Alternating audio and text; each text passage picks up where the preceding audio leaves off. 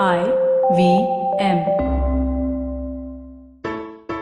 Did you know that Parsis in Mumbai, instead of being left at the Tower of Silence after they die, are now cremated?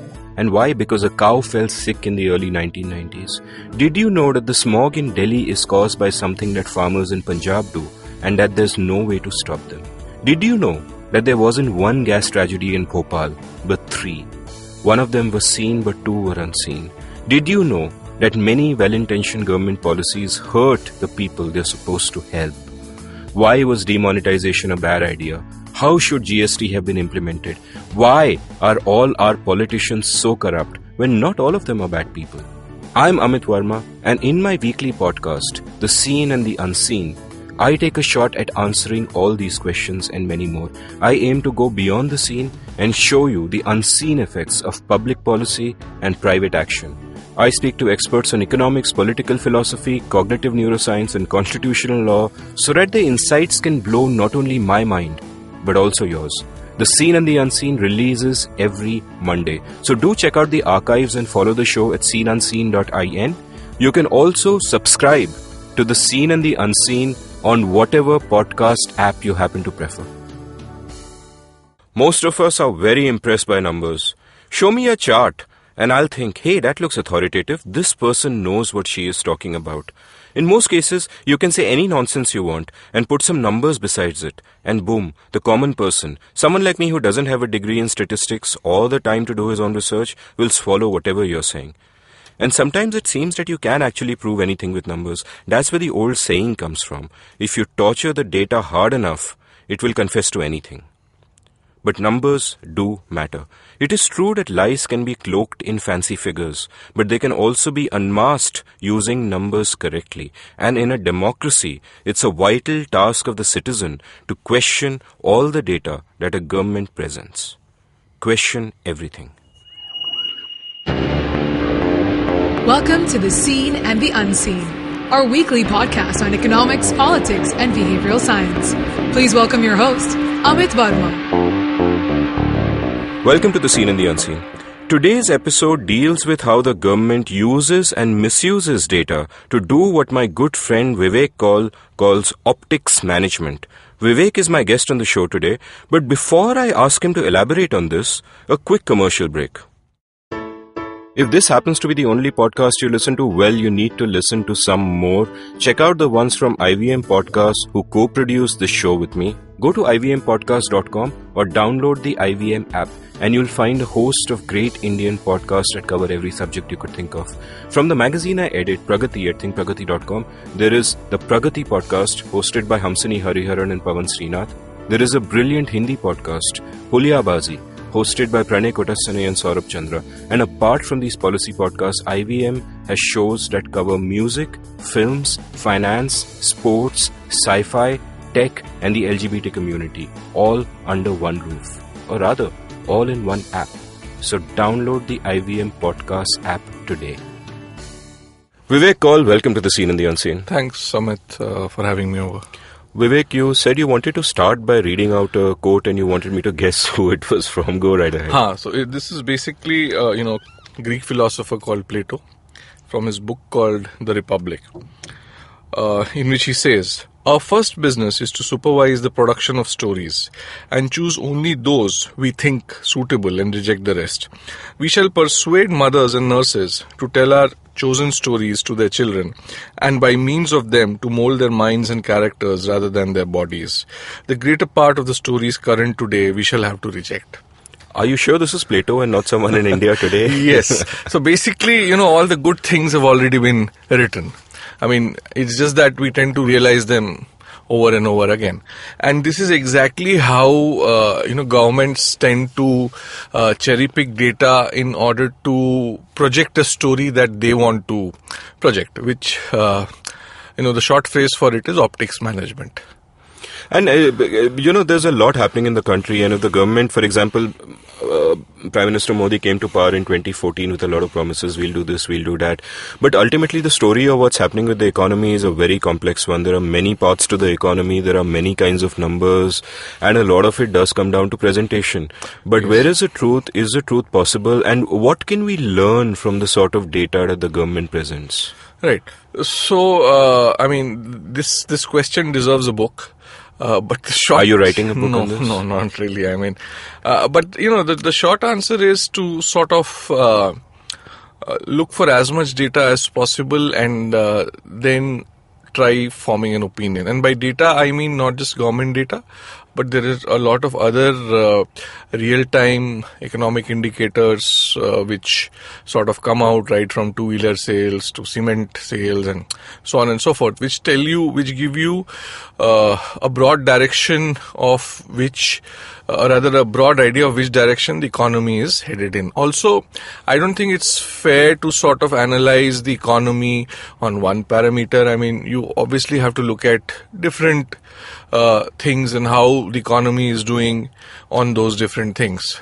But as you rightly said, it's like, one of my editors used to say, you think of the headline first. So before you sort of write a piece in journalism, this is standard operating procedure because, you have 600, 700 words to express yourself.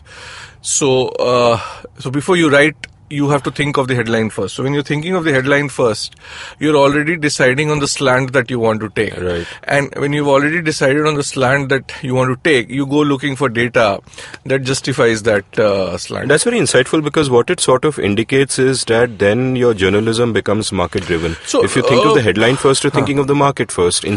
So you're not really chasing the truth per se. You're chasing the story that you think will get traction from the Not audiences, really, no. That would be like, that is also true, not always.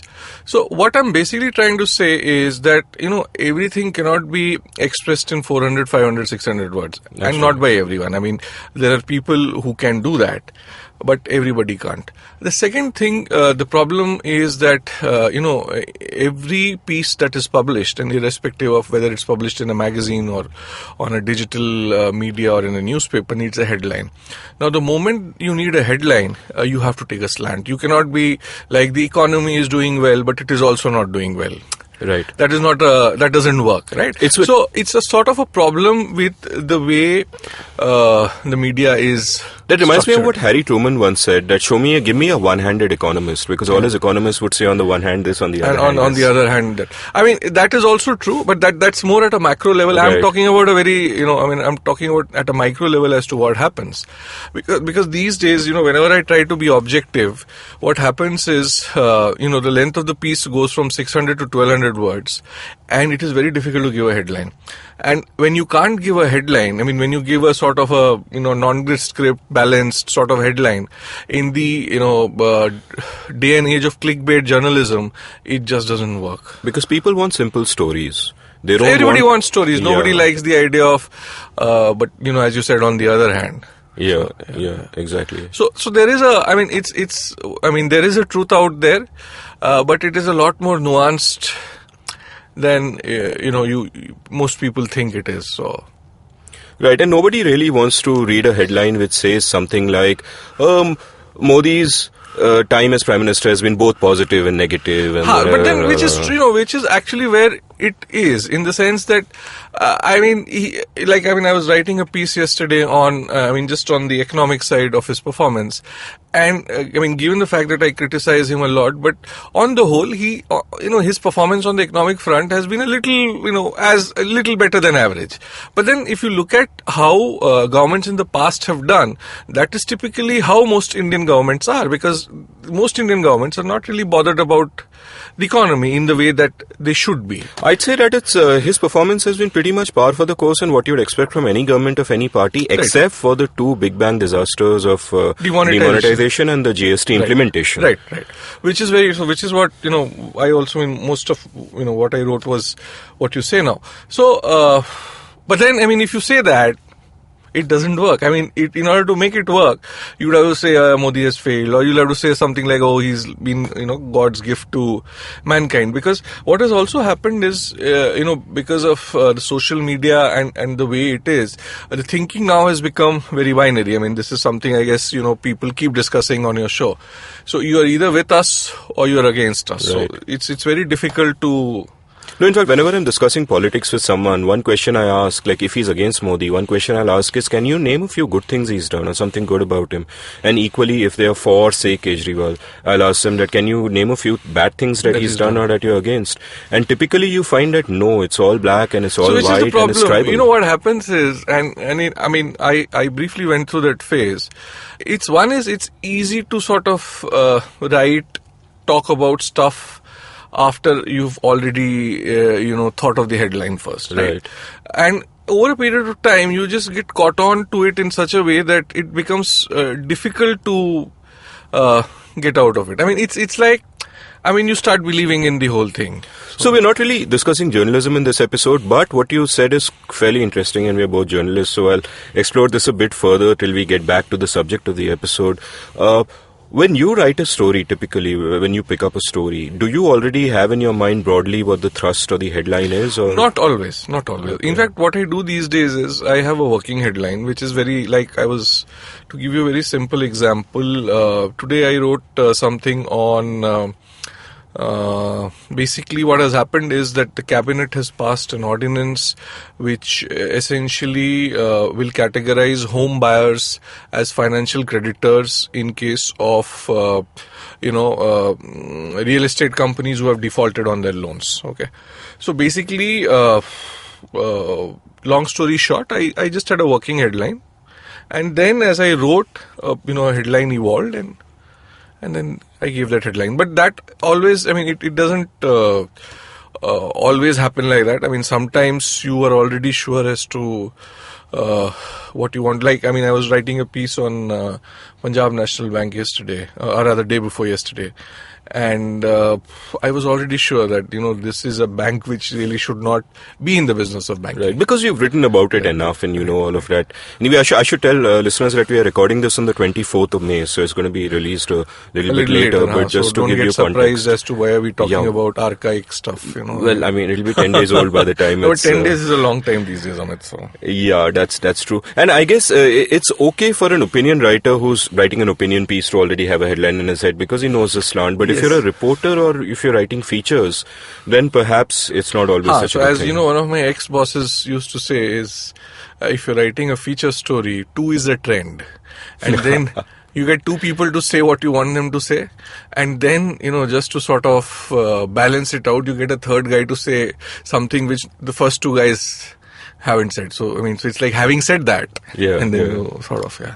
Wow. So it's the structure, yeah. I guess, and the good part is that as journalism moves from paper to the digital media, people who want to sort of get rid of these structural inefficiencies, they can do that. It's just that the audience also needs to evolve, and the audience will evolve if enough people are doing that. They're not thinking of the headline first. Right, so head on over to Pragati at thinkpragati.com. There, that advertisement out of the way.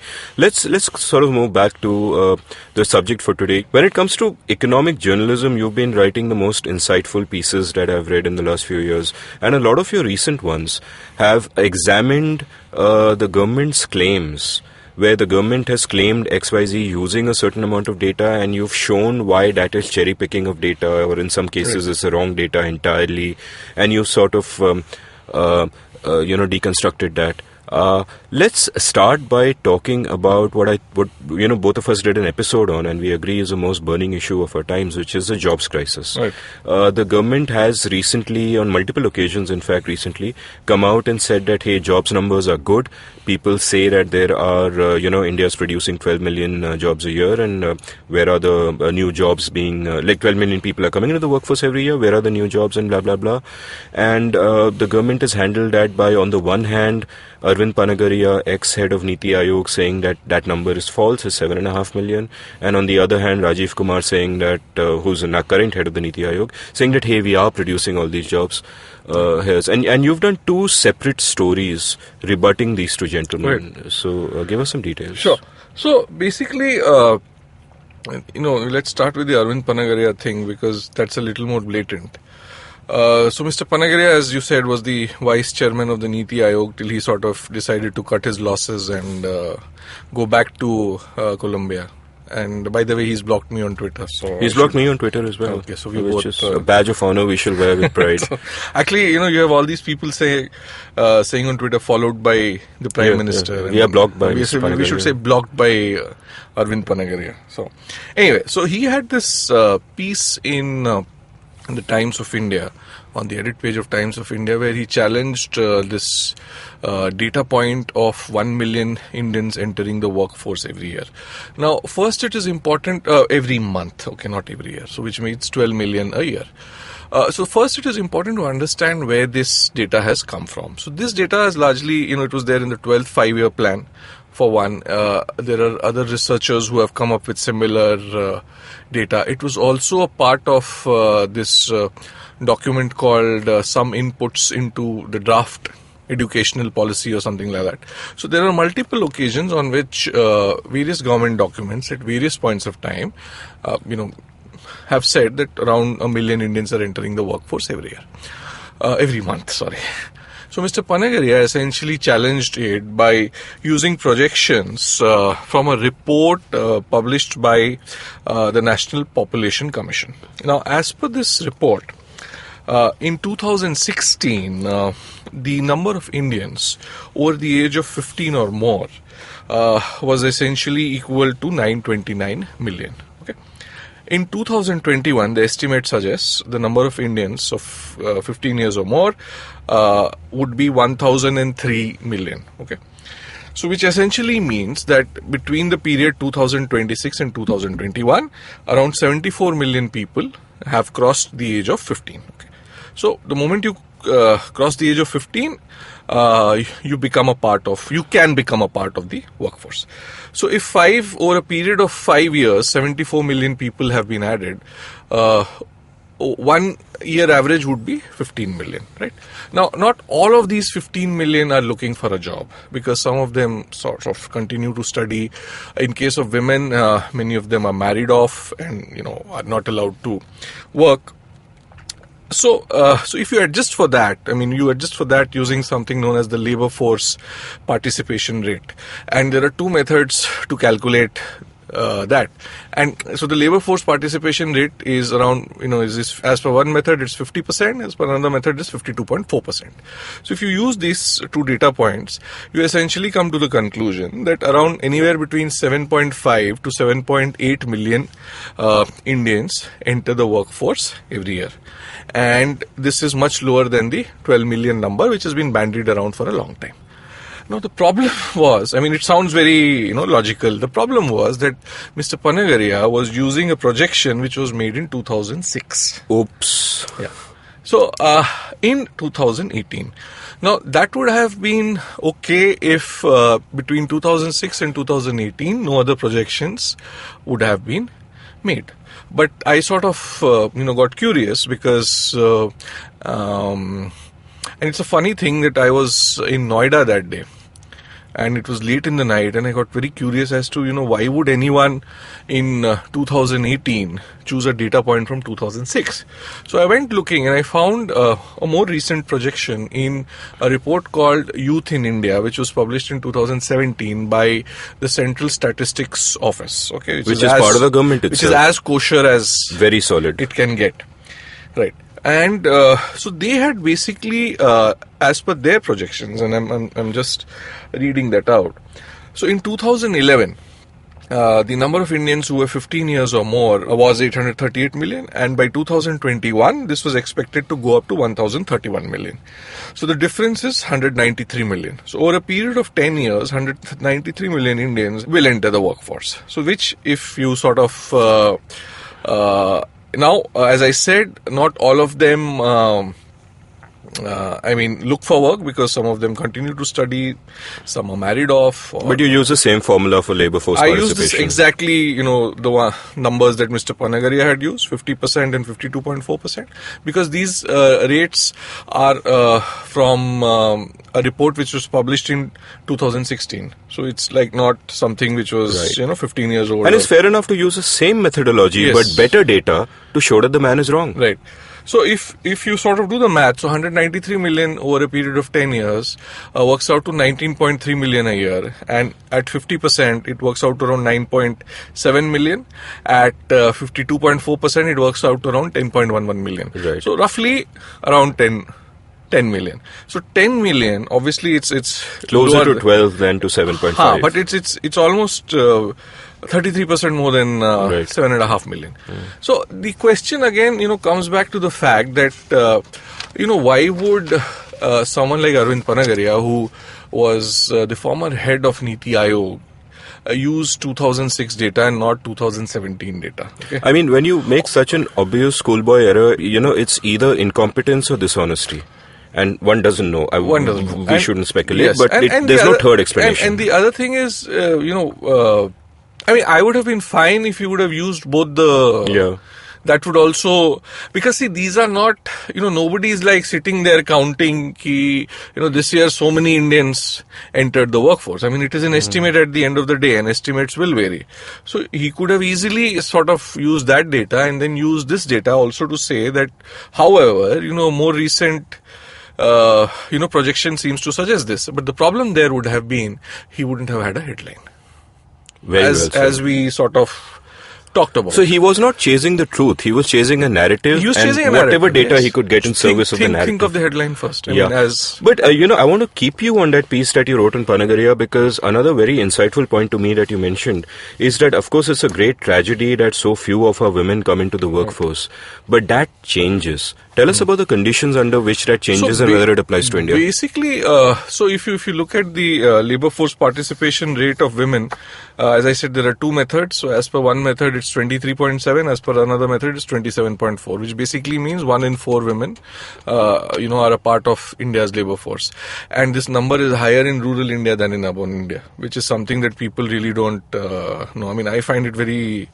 I don't. Would you say there's a greater need for the woman to work? No, obviously in rural India, women are a very important part of farming. Right. So, but in urban India, I think, the possible explanation for this is the moment, the man in the family sort of makes a little more money, he doesn't want, the woman to work. So, and all the data, as cliched as it may sound. And all the data from this, I assume, would relate to the formal sector, which is... No, I mean, this is how it is. All right, okay. Or, it includes agriculture, it includes everything. Sure. So, and the funny thing is, the labor force participation rate for women has been falling since Nariga was launched. And your economists really, have not been able to come up with an explanation for this. I mean, whether it's a data error or...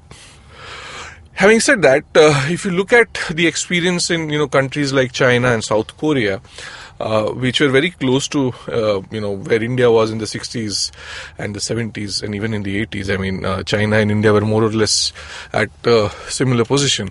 And so as more and more women got educated, the labor force participation rate for women really, went up. And it was, And you pointed out that it's inversely correlation to the fertility rate. As the fertility rate comes down, the labor force participation of women goes up. So fertility rate comes down when the mortality rate comes down. When, the number of children dying before the age of 1 comes down. And that comes down when women get educated, because they know how to read, and when you know how to read, you're in a better position to take care of your and more prosperity child. And so on, because poorer people tend to have more kids. I mean, that's just a fact everywhere. Right.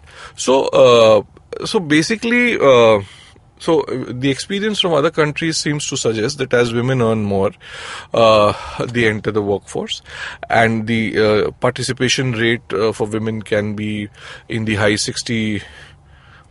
I mean, so even if India reaches, let's say, we are at 25% now. I mean, even if we sort of go to 35-40%, you will have more women. And that'll make a massive difference if you have that many.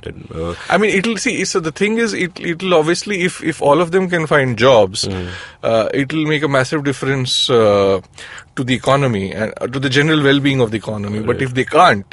So that means the labor force participation numbers you mentioned earlier, which Mr. Panagaria had assumed, and you took them 50-point-something% and 52-point-something%, they should go up over time as a fertility They should. I mean, there is no reason down. Because, that is the global experience. Right. It's just that in the last few years, after Nariga was launched, the rate seems to have come down. I mean, I really don't have an explanation for it. Right. But if you look at the global trend, there is no real reason as to why these numbers should not go up. Right. And these numbers going up, of course, is an awesome sign.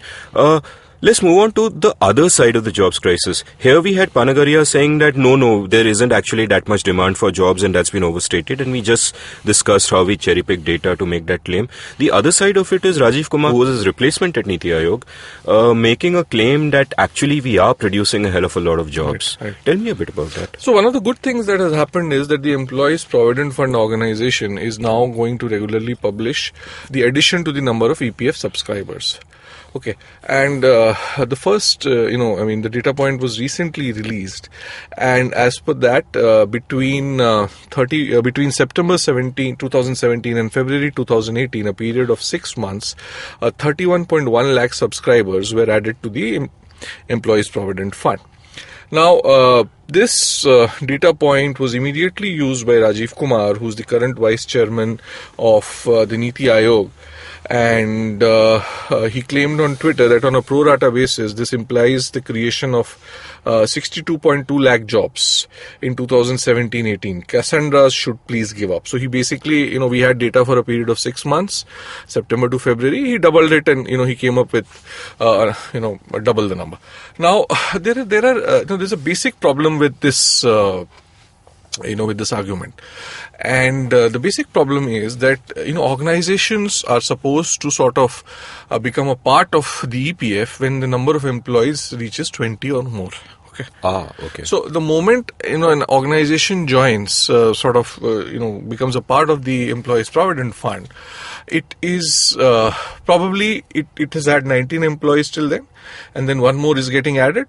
So you have 20 employees and you become a part of the EPF. Now that does not mean that 20 jobs are being created. The data will reflect 20 new jobs. Which is, so there is no, this data does not adjust for this anomaly. And the funny thing is that Mr. Kumar said the same thing, to the Financial Express. Having tweeted what he had. Okay, so I'll just read out what he had told the Financial Express.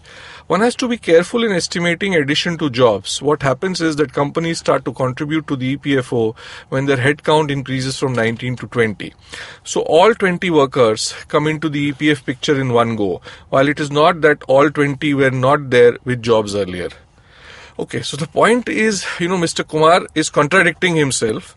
Obviously, he said one thing on Twitter and he said entirely another thing on... And my suspicion would be... For the Financial Express. And my suspicion would be, correct me if I'm wrong, and maybe we don't know, but my suspicion would be that the entirely sensible thing that he said to the Financial Express would be said long before.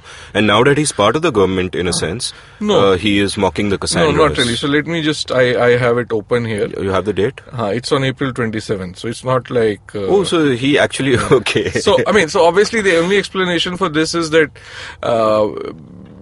he probably, nobody reads the Financial Express. Cognitive dissonance, yeah. So he said the thing that, his bosses wanted to hear on Twitter, and then he said the right thing to the Financial Express. Galti se sach bol diya. Ab jo bhi hai. So that's the thing. The second interesting point here is, and this is again, if you look at all the estimates of how big the formal sector in India is vis-a-vis the informal sector. So there are multiple estimates. Some estimates say that the informal sector is 90% of the economy. Some others say that the informal sector is 2/3 of the economy, and there are other estimates in between. So if the formal sector is creating 62.2 lakh jobs in a year, it means the informal sector is creating close to 6 crore jobs in a year. That's his assumption. That is bizarre. If the informal sector is creating 6 crore jobs in a year, then India does not have a jobs crisis. Right. And then it should, again, if so many jobs are being created, it should be visible in other data points. The economy should be booming. So if you look at the rate of economic growth, it's been the slowest in 4 years, 17-18. In 2017-18, the private consumption growth has been been slowest in 5 years in 2017-18. If you look at the investment data, the total value of projects scrapped or dropped in 2017 reached an all-time high level. The drop between 16-17 and 17-18 was 60%. This is as per Center for Monitoring Indian Economy. They offer another data point where they say as far as projects completed are concerned, they dropped 34% in value terms. So where are these jobs being created? I mean, ultimately, we all in the GOI's publicity department. We go back to the argument that everyone's selling pakoras basically. Yeah. So that is the only possible explanation.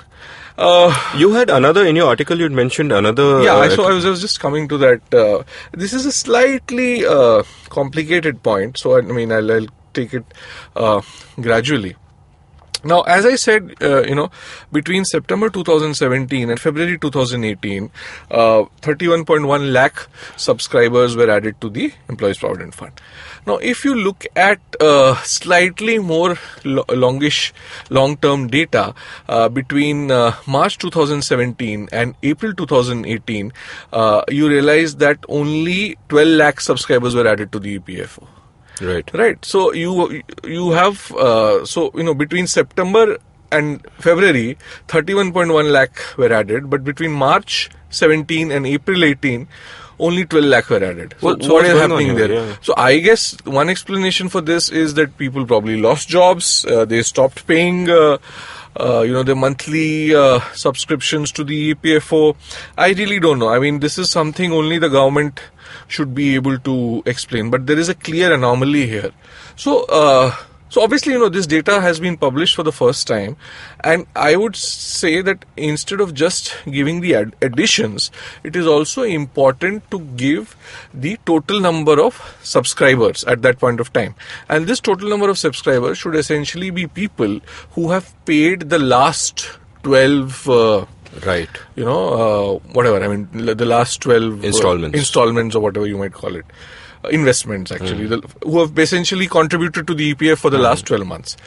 That would give us, a lot better picture than just giving us, one edition number and then everyone playing around with it. And another event that kind of complicates this, which you mentioned in your article, was the government offering amnesty to firms that hadn't had.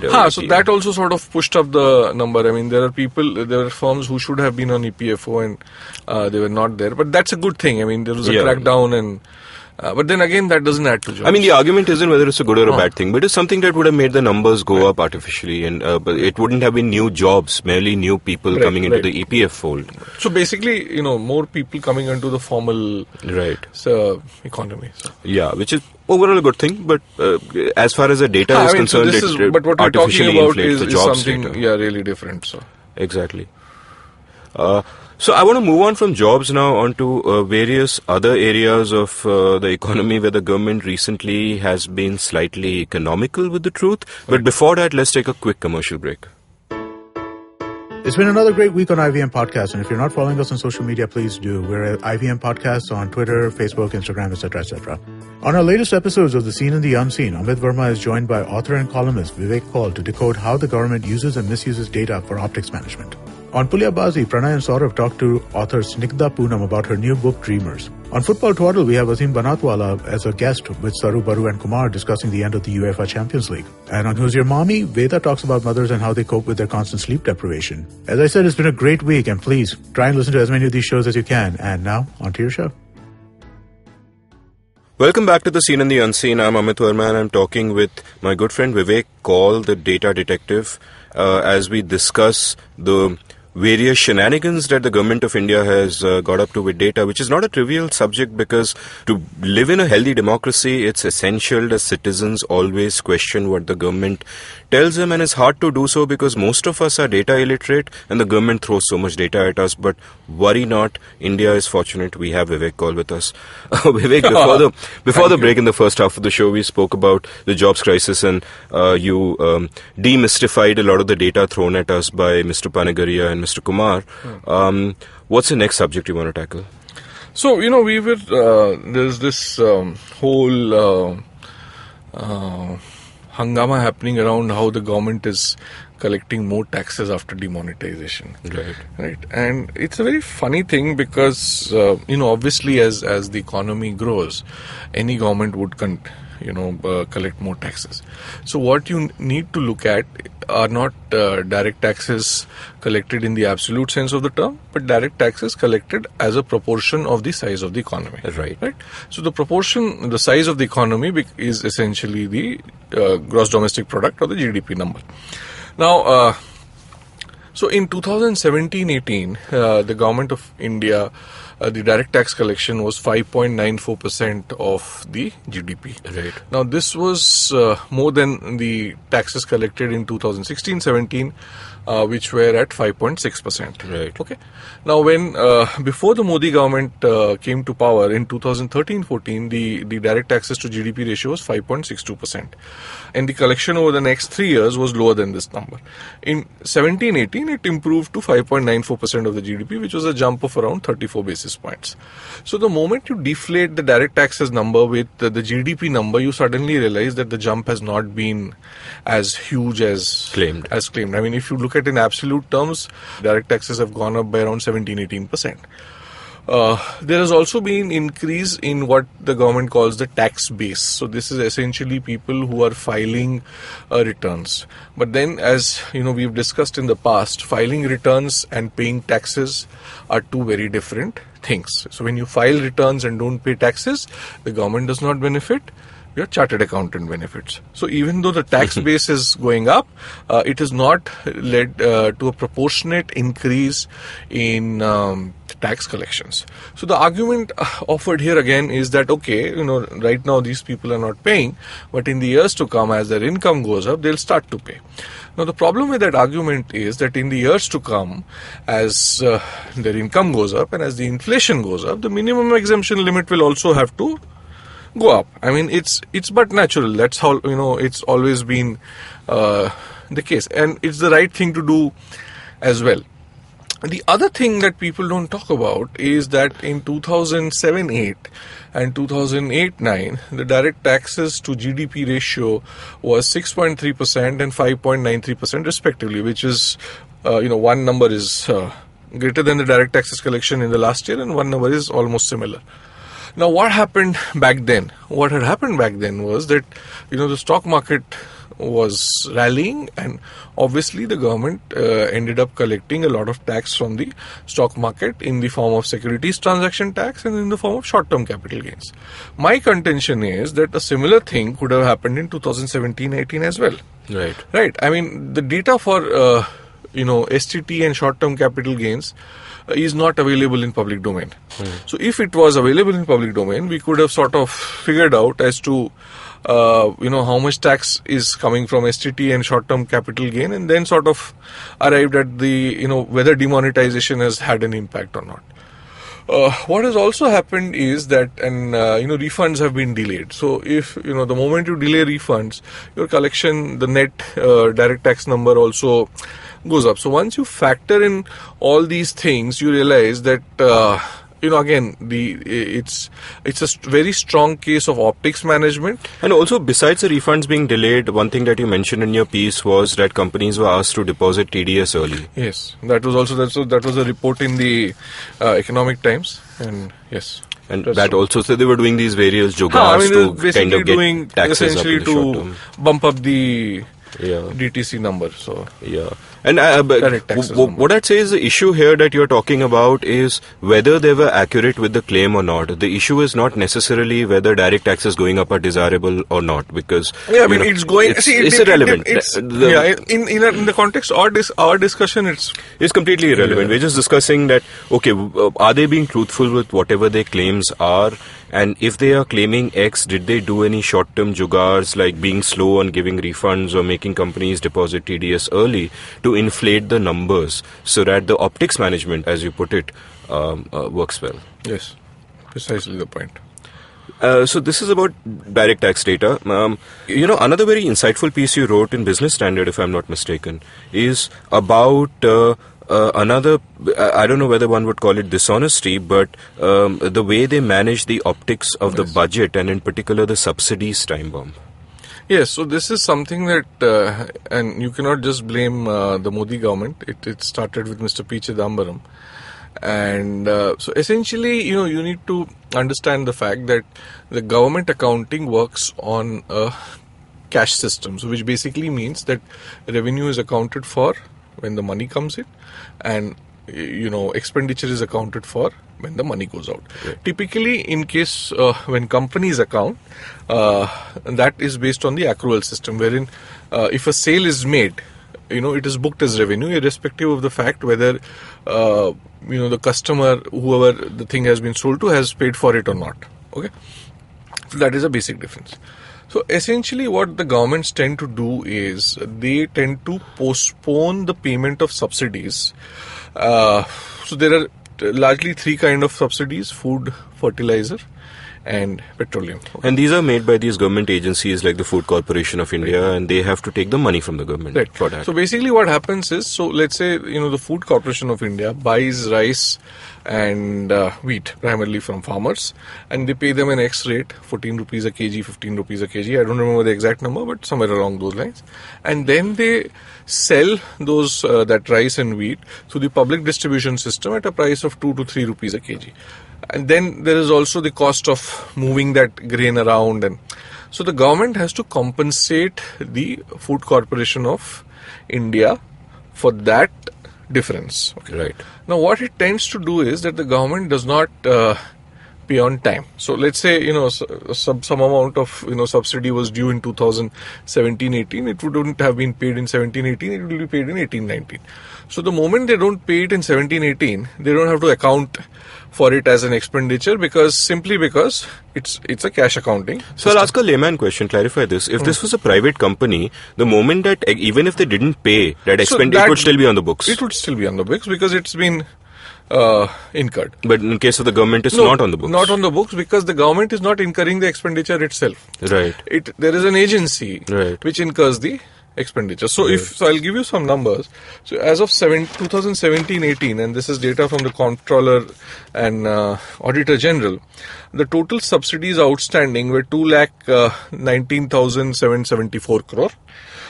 Of this, FCI was owed 2,04,376 crore. Now what happens is, the natural question that one may ask now is that how does FCI function? If such a huge amount of money is not paid to an organization, right, I mean, how does it continue to function? So the FCI essentially continues to function because it keeps borrowing. Mm-hmm. And banks are happy to lend to FCI because FCI is basically the government. Okay? Right. So typically what happens is that when FCI borrows, it has to pay interest on that borrowing, right? So that interest also gets added on to the subsidy burden. And listeners should know that all of you and me and Vivek are paying this interest. Right, of course. I mean, because in some form or the other, we are paying for it in the form of high petrol and diesel prices for one. So essentially, an estimate made by the CAG suggests that between 2011 and 2016, the Food Corporation of India paid an interest of more than 35,000 crore on all the money they had borrowed because the government had not paid them on time. Wow. And the government is not paying them on time, so it can do this accounting trick of saying that, hey, we've kept the fiscal deficit under control, we're not spending so much. So this basically started during the Chidambaram era, and back then I think the number was around 100,000 crore, and over the last four years, it sort of doubled and reached around 2,20,000 crores. So, yeah. And you described this as a subsidies time bomb. Is it going to explode? What's going to happen? Yeah, see, it'll not. I mean, it's a time bomb, yes, but see, the thing with or every year they'll kick it down the road. Yeah, so the government fiscal deficit is basically a Ponzi scheme, right? Right. It keeps running because the government issues bonds and, new set of investors keeps coming in. So, in fact, there was a great demand on Twitter that I ask you about Ponzi schemes.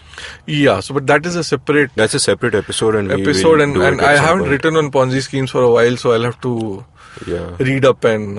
Though he has written a book which you must read called India's Big Government, and what is that if not a Ponzi scheme? Yeah, in many ways. Yes, so I guess and that sort of, because the government at the end of the day is a Ponzi scheme, so they can continue. And I mean, so there are other ways. I mean, you look at the fact that the amount of money, I think 20-21% of the deposits that the banks collect have to compulsorily be invested in government securities. Wow. Then you have the insurance companies, they have to sort of compulsorily invest money in government securities. So the government in its own way has ensured that, the demand for the debt that it issues continues. I mean, so you can, I mean, the term that economists use for it in the Western world is financial repression. And in India, because we are so used to the idea of financing the government as citizens, that we don't even realize it. This is another fascinating subject, and all the listeners of the show who are fans of Vivek Kaul, I'd urge you to go to Twitter, find him at Kaul_Vivek, and bombard the guy, insisting that he write these 2 books. One on how government is a Ponzi scheme, and 2 on how government uses data. Moving on now to general questions. Sure. You're a experienced financial journalist and you have an eye for numbers and you're trained to figure all this stuff out. But what is a citizen to trained. do? But you're sort of self-taught. I'm not You're an autodidact. Baba. Whatever that means. Yeah. You're an autodidact data detective. How does that sound? Autodidact data detective. AD. There's a lot of in there, so it's very It hard sounds sound. like one of those syndromes, which you don't. But to get back to my question, what is a concerned citizen to do to keep a government accountable as far as the truth is concerned? How do you? It's very tricky, in the daily life, living, making an earning and getting to office and coming back. It's very difficult. So I guess the only thing you can do is to try and read a wide variety of people, and to be, not trust everything that arrives on WhatsApp, and just follow a few, people on the social media and try reading them out. I mean, I don't think there is, unless people sort of go looking for knowledge and try understanding things, it's not going to happen. And you cannot blame them given the fact that life is difficult. There is only so much time. There are pressures from the family. There are bosses sitting on the head. Everyone's not as lucky as, I am to, who gets the time and gets paid to do all this. So. And I think what I'll clarify, and I'm sure you'll agree with me, and as Plato's quote in fact pointed out, is that this is something that is embedded in human nature and in the way governments function. So this is not particularly about this specific government. Right. We tend to like stories. So I'll give you a very interesting example. Something that happened today. So A.B. de Villiers retired yesterday. Out of the blue. For me, Out of the blue. Now, but that's a different thing. So now suddenly you have this WhatsApp forward going around which says that, de Villiers was a champion hockey player, a champion tennis player, a champion rugby player, a champion golf player at the school level. Okay. Right. Now, it's very difficult to sort of believe that one guy could have been, good at so many sports, right? And so I just sort of Googled and I realized that this is a fake news which has been going around for a while now. And de Villiers has clarified that all this is wrong. And he said that the only sport that he played for a year was hockey in his school or college or something like that. Now, so one guy who had sent it to me and I told him this, and his immediate response was ki, अरे क्या हुआ कम से कम पढ़ने में तो अच्छा लगता है ना. So it's inspiring. My response would have been कि विवेक तू गवर्नमेंट के लाइंस को ब्रेक कर ये तो रहने दे. I feel like you just told me Santa Claus doesn't exist. No. So if you look at A.B. de Villiers, he's done enough on the cricket field itself to be categorized as a legend. But we are a storytelling species. Yes. So people love this. Here's this guy. So in fact, if you remember correctly, there used to be the same sort of stories going around for John T. Rhodes also. But John T. Rhodes apparently was a great hockey player. Yeah. He would have easily made it into the South African hockey team as a centre forward if he had not chosen to sort of play cricket. But cricket was, paid. Hockey More. did not. No, I think hockey in South Africa, when he used to be around, was played at an amateur level. So Right. And thank goodness for that, because so many hours of pleasure. So, you can understand one guy being good at two sports. Right. One guy can be good at some around 6-7. No, but apparently Bal Narendra, when he was a young lad, was good, excellent at a lot of sports. Now we are getting into tricky territory. We are. I think. So, let's. I could produce a lot of data on that, by the way. But let's end the episode here, Vivek. Yeah. Thanks so much for coming on the show. As always, I learned a lot talking to you. If you enjoyed listening to this episode, go to the page of this episode on either seenunseen.in or thinkpragati.com, and there are links to all the articles by Vivek Kaul that I mentioned in there, so do check out all those articles. Also, I'd urge you to go to your nearest bookstore, offline or online, and buy the Easy Money trilogy by Vivek Kaul. The Easy Money trilogy has recently been released by HarperCollins and is looking really snazzy in its new design. So this is not just a random plug I'm doing, it's a great book by a very fine writer you should all read. In fact, it's your duty as a citizen of this great democracy to read and follow Vivek Kaul. And it's also your duty to read and follow me, so you can find me on Twitter at Amit Varma, AmitVarma. Thank you for listening.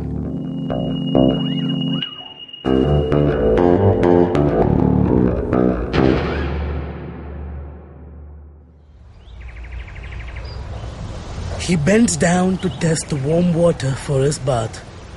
He comes here to quench his thirst for a hot shower and some podcasts. You can witness how he enjoys having other people talk about cool stuff in his bathroom. Indeed, it helps him with his loneliness.